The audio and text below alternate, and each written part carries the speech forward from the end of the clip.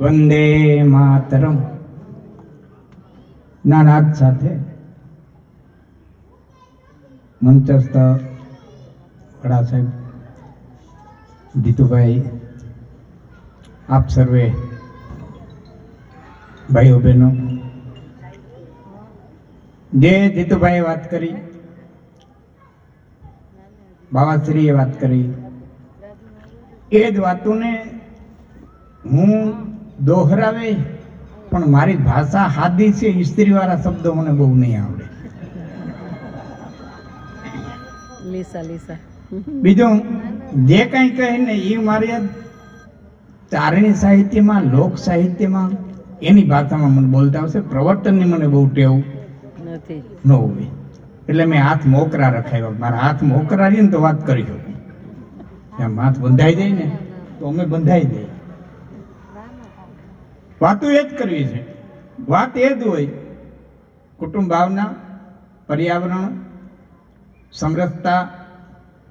તો કે જીતુભાઈ આવ્યા ને અંદર, તે મેં કીધું મારી પાસે કાર્ડ પહેલા આવ્યું, નૌકારવાળા ભાઈ બધા આવ્યા, મારા ભાઈ રબારી ભાઈ બધા વાંચ્યું. મેં ઉતાવળથી મારાથી સમરસતા વંચાઈ ગયું.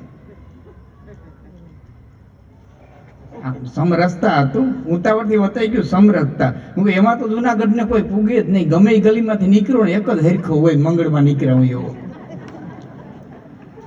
તો છે ખબર પડે, ના ના સો આખો છે, અડધો નથી, સમરસતા છે, સમરસતા નથી. વાતો મારે આ જ કરવી, કુટુંબ ભાવનાની, પ્રેમની, લાગણીની, એકતાની, પણ અમારી ભાષા સમજતું જવાનું. તમારે ક્યાં કયો વળાંક આવ્યો ને કઈ વાત ક્યાં ઉપર ગઈ એ તમારે સમજતું જવાનું. કારણ કે બધું બધા માટે હોતું નથી ને બધું બધાને આવડતું નથી. બધું બધા માટે હોતું નથી, બધું બધાને આવડતું નથી. લાખણસિંહ ગઢવી કે લતા મંગેશકર હોય, આખી દુનિયા રાજી ન કરી શકે.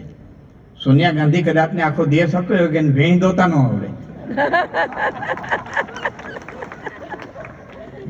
ગાદી એને દોણું લઈને ડોબા પાસે બેહાડો, ડોકા પાડતા થોડા આવડે. તો બધું બધાને આવડે નહીં, બધું બધાને પચે નહીં. કૂતરાને દૂધપાક આવતા વમન કરી નાખે ને ઉલટી થાય. કૂતરું દૂધપાક ન પતાવી શકે. તો બધું બધાને પચે નહીં, બધું બધા માટે હોતું નથી, બધું બધાને આવડતું નથી. પણ અમારી શૈલી, અમારી